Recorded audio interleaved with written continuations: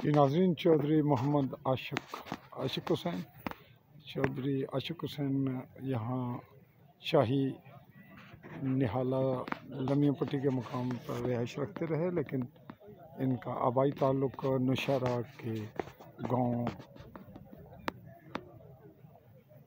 से था, जबकि इनकी ज़िंदगी का बड़ा हिस्सा सिंध में गुजरा। 3 ज़ुबानों पर अबूर रखते थे, मकामी ज़ुबान उर्दू और सिंधी पर बहुत ज़्यादा अबूर था।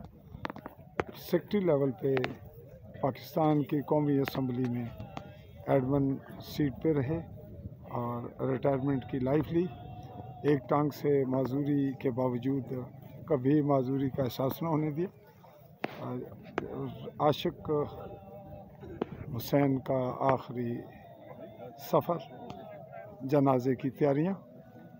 आज 13 जनवरी 2025